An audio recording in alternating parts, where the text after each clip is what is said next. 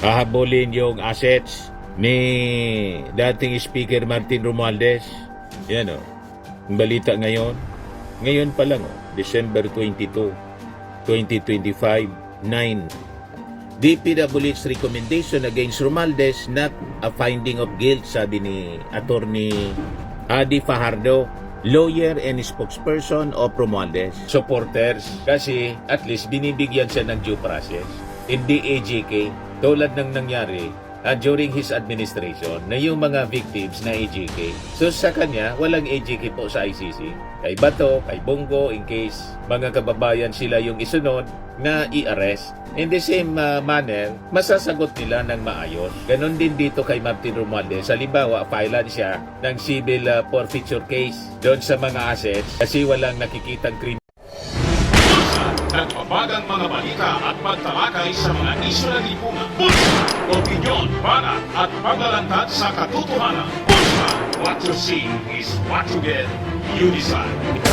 Hello po mga kababayan, si Dante Maravillas. Paano niya yan, Mr. Maravillas? Na ang sabi sa latest na balita ngayon, yung ombudsman hahabulin yung assets ni dating Speaker Martin Romualdez. Yan o. Ang balita ngayon. Ngayon pa lang December 22, 2025, 9:21 a.m. will get his assets. Ombudsman eyeing forfeiture case versus Romualdez, sabi po ng DILG. Bakit aja Mr. Maravillas parang pinag-iinitan pati ng DILG at saka ng ombudsman si Martin Romualdez? Hindi rin natin maintindihan mga kababayan. Yung ICI, wala mang findings of guilt. Referral lang yung tinaabot sa ombudsman based sa kanilang naging pag-imbestiga. Nahirapan nga yung ICI mga kababayan na bumuo ng kaso, pero yung ombudsman para pipilipitin. Pwede mga kababayan na kasuhan si Martin Romualdez. Kung walang makitang criminal liability, civil liability, yan ang lumalabas ngayon mga kababayan. But anyway, sabi nga natin, sa mga previous vlogs mga kababayan, yung pag-file ng kaso is one thing. To prove the cases filed is another story.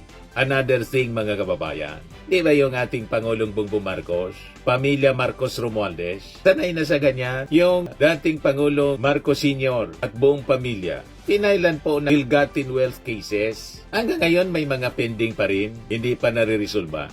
Pero karamihan na mga kababayan sa mga kaso kasi walang malakas na ebidensya, dismiss.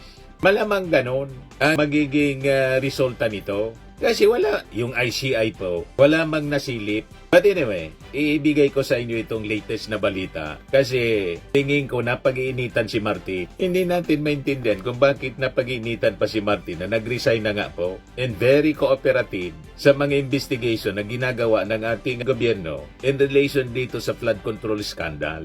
At yung mga testigo na nag-implicate sa kanya, tulad ni Gutesa, hindi na nagpapakita. Pati si dating ako Bicol Party List Representative Saldico, hindi na rin nagpapakita. At wala man yung affidavit na sinabmit, kundi video. Si Gutesa, peke yung affidavit ni sinabmit, peke yung notaryo. And hindi natin maintindihan Gusto nilang paniwalaan itong mga kwento na hindi man po pinaninindigan ng mga nag-aakusa. Iba po, may mali siya. Sabi po ng DILG, si John B. Crimolia na interview ng ANC. Sabi rito, civil forfeiture cases allow the government to take over one's assets without charging the person with a crime. DILG Secretary John B. Crimolia, brother of Ombudsman Jesus Crispin Remulla, told ANC that the Anti-Graft Office was determined to file gross criminal neglect or gross neglect on his part for civil forfeiture of all his assets. Idadamay po yung lahat ng assets ni Martin Romualdez daw. But anyway, kayang-kaya yan ni Martin Romualdez na rapin. May si Martin mismo abogado at hindi ordinaryong abogado. Magaling na abogado. At siyempre may legal team naman siya po, mga kababayan. Kaya tingin ko, itong mga pinaplano nila laban kay Martin Romualdez ay haharapin niya squarely. Hindi ito tatakbuhan mga kababayan ng dating speaker. Sabi ni John B. Crimolia, if we cannot get him criminally, then we will get his assets, sabi po ni John Vic. As a background, on December 18, the Department of Public Works and Highways said it had recommended criminal and administrative charges against 87 individuals so far, including Leyte, 1st District Representative Romualdez in relation to the flood control corruption scandal. Romualdez camp at the time said the recommendation of DPWH to file complaints against him was not a determination of guilt. Yan yung sabi ng abogado. Kasi nga po, ang ICI po, nahirapan nga na bumuo ng kaso. Walang kasong makita kay Martin. Kaya referral lang po yung ginawa ng ICI. O ito yung sabi ng kanyang abogado. DPWH's recommendation against Romualdez not a finding of guilt, sabi ni Attorney Adi Fajardo, lawyer and spokesperson of Romualdez. Sabi ni Attorney Fajardo, we take note of the DPWH Secretary's statement. However, it is important to clarify that a DPWH recommendation is not a finding, much less a determination of guilt. It is not true that the ICI has recommended to the Ombudsman that former Speaker Ferdinand Martin Romualdez be charged with plunder or other serious crimes related to the flood control or 2025 budget issue. In fact, the ICI made it clear niya that the referral report that it was issued without finding or conclusion of guilt or liability on the part of the former Speaker Romualdez, sabi po ni Attorney Fajardo. Kaya may mali siya po itong mga labas na mga balita na gustong kasuhan si Martin kung hindi criminal, forfeiture case daw, civil case para kontrolin yung assets, bawiin yung assets ni Martin Romualdez. But anyway, you can do it pag halimbawa may nakita kayo na malakas na ebidensya. Kung may makikita kayo. Di ba? Kasi basado sa mga experience natin, mga past cases na na-observe natin, mga kababayan, lalo na sa kaso ng mga Marcoses, di ba, may PCGG nga po. Yung PCGG, binuo talaga to recover the assets, the so-called ill-gotten wealth. Nakaw na yaman ng mga Marcos Romualdez. Kasi si Mrs. Imelda Marcos Romualdez ya. Ano nangyari po? Dahil yung napakaraming mga kaso. Almost 1,000 cases filed. Ano nangyari? Wala man nakulong po. At yung mga binawi na mga assets, yung iba nangawala, nabulok, pero ultimately, nag-decide yung husgado, yung Sandigan Bayan. Pinawalang sala yung mga Marcos Romualdez. Si Mrs. Imelda Romualdez Marcos, cleared sa mga kaso. Tama yung sinasabi natin. To file a case is one thing. To prove the guilt, the case is filed is another thing, another story. Ito yung mga desidido talaga sila. Yung mga balita ngayon. Ombudsman to decide on Romualdez fate, not press conference soundbites. Parang napag-iinitan ng magkapatid. Pati ni Vince Dizon, si Martin Romualdez. Magkapatid na Rimulya, si Ombudsman Rimulya at saka ni John Vic Rimulya, plus si Vince Dizon. Itong si Martin Romualdez. Parang napag-iinitan. Tingin ninyo. Anyway, ganun talaga po sa politika. But anyway, ang maganda rin ito, halimbawa, mag-file sila talaga, di sige, may pagkakataon ang mga kababayan, yung due process, di ba? Hindi man pwedeng i-deny sa due process ang sino man pong inaakusa. Tulad ng mga Duterte, di ba? Kaya nga po si Digong, dapat hindi nagre-reklamo si Digong at kanyang mga supporters kasi at least binibigyan siya ng due process.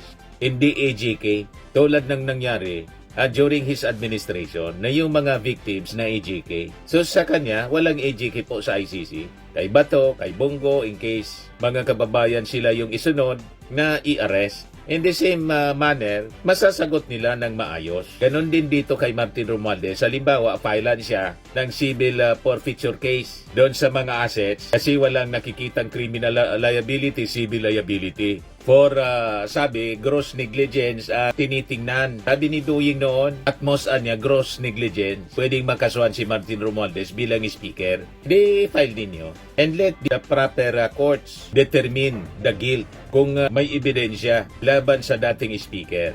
Di ba? So, blessing in disguise din ito, mga kababayan, ika nga. Kasi mabibigyan siya ng pagkakataon to defend himself in the proper forum.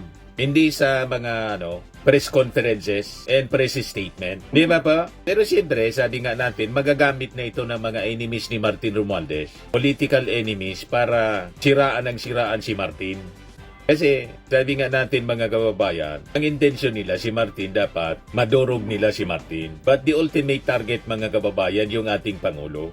Yan yung sa parte ng kampo ng mga Duterte. Hindi ko alam kung bakit ganito yung mga kwento na lumalabas mula sa bibig ng magkapatid na Rimulya at saka ni Vince Dizon. Although si Vince Dizon po, may mga lumalabas na sa social media na dati man itong DDS. Baka naglalaro din itong si Vince Dizon mga kababayan. Di ba? Hindi natin alam kung ano ang nangyayari sa paligid. Pero i-observe natin mabuti. Kasi ang katotohanan sa fact check ng mismong Estado through the ICI, aminado pong walang ebidensya laban kay Martin Romualdez. Lumilita, walang nilabag si dating Speaker Martin Romualdez. ICI aminadong nahirapan idiin si dating Speaker Martin Romualdez dahil kulang ang mga ebidensya laban sa kanya.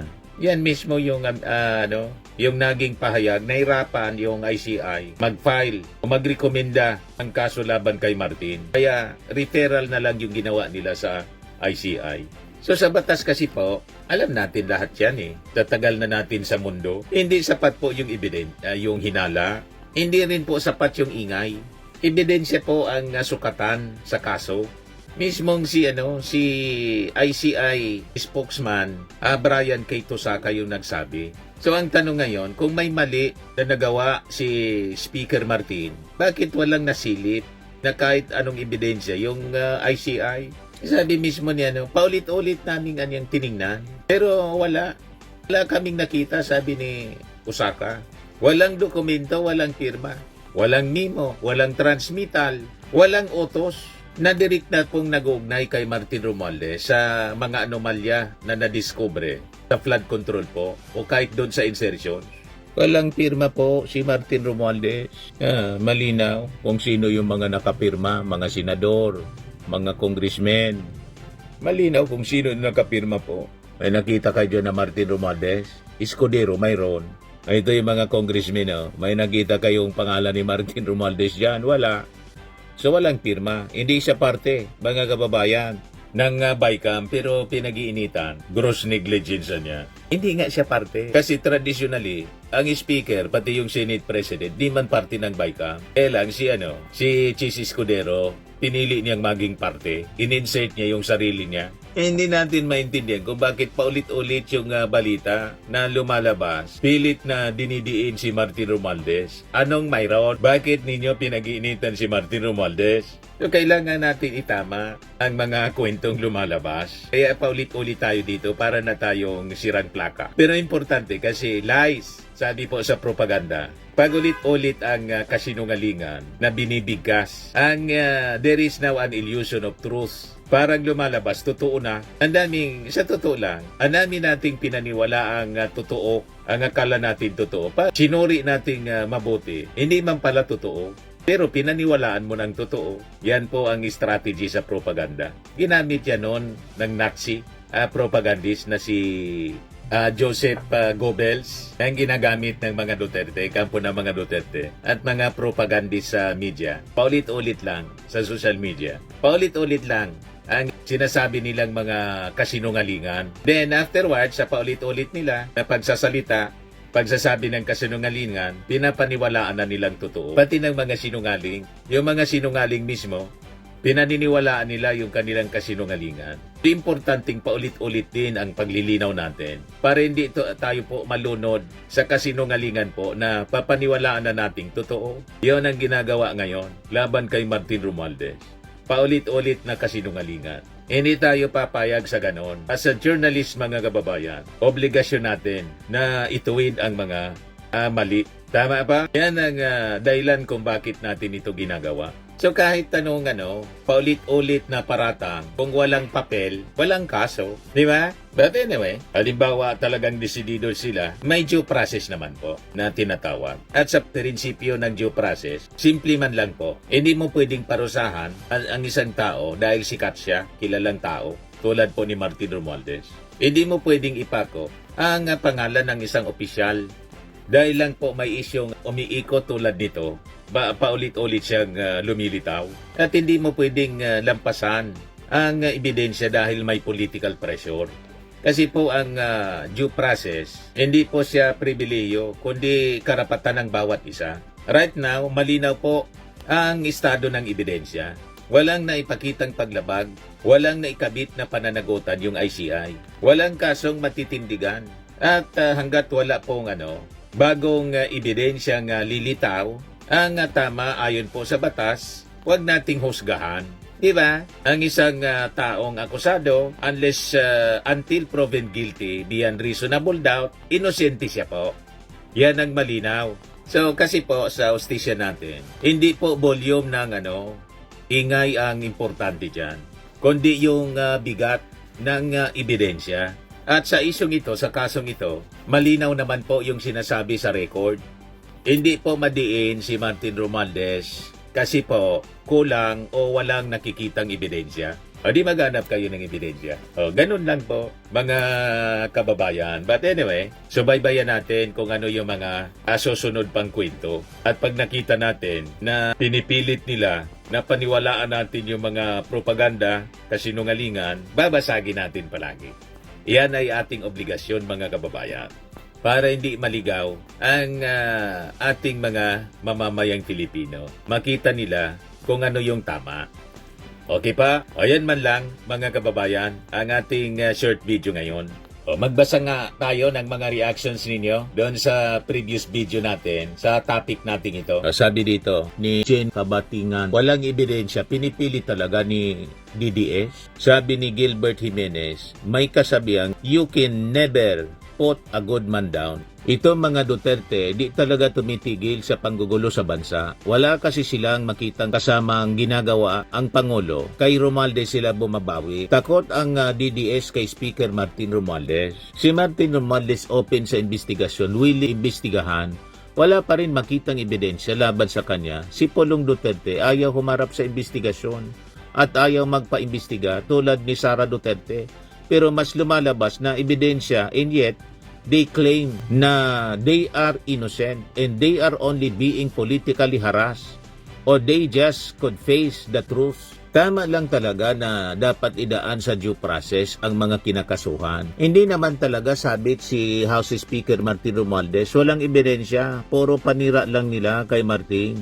Nakakaya talaga kayo mag-file ng kaso kung may ebidensya. Kaya wag puro tahol ng tahol na wala namang kayong nakikita. Siguradong sasabihin na naman ng Duterte supporter, pinagtatakpan lang ng Pangulo si Romualdez. Kanang pinagtatakpan ng Pangulo si Martin Romualdez na sabi ng ating Pangulo kung saan niya tayo dalhin ng ebidensya. At saka nakikita ninyo, gusto nga kasuhan ng ombudsman, forfeiture case daw. Kung hindi criminal lang makita, civil forfeiture case, yung assets yung target. So, anong ibig sabihin nito? Ang ibig sabihin po, hindi po pinoproteksyonan ng Marcos administration yung kanyang pinsan.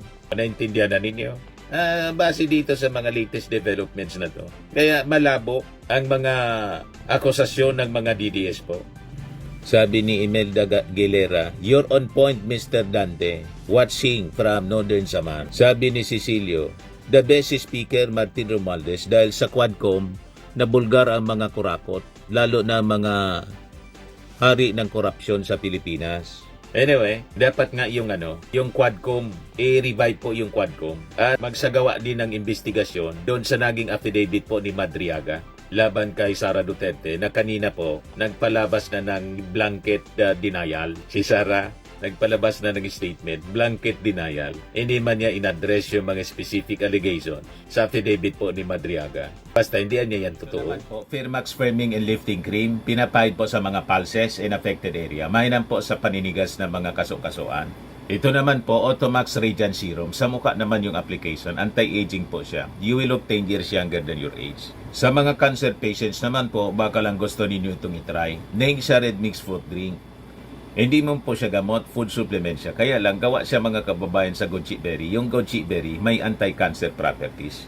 O ngayon, yung mga inquiries ninyo, dumiritso na lang kayo sa aming messenger sa Facebook para masagot namin agad. Ayos pa? Ayos na ayosan niya, Mr. Maravilla. Sa mga naghanap po ng malinis and spacious fitness gym, pumunta lang po kayo sa aming Colossal Fitness Gym. May Grab ka rental din po kami. But anyway, ito po pala yung aming bagong product na binibenta online. I am worldwide amazing pure organic barley powdered drink mix from Australia. Negosyo to ng aking anak na architect entrepreneur Riz Maravillas. Ayan po. Kontakin na lang po ninyo siya, Riz Maravillas on Facebook. Ang mga health benefits niya, boost immunity, improves digestion, enhance energy levels, packed with antioxidants, prevent cancer. Ito naman po yung bago naming product na binibenta online. Eye Glow Serum, whitening po siya. Tingnan ninyo yung epekto sa aking anak na architect before and now. Yung mga inquiries po ninyo, dumiretso na lang kayo sa kanyang Facebook account, Riz Maravillas.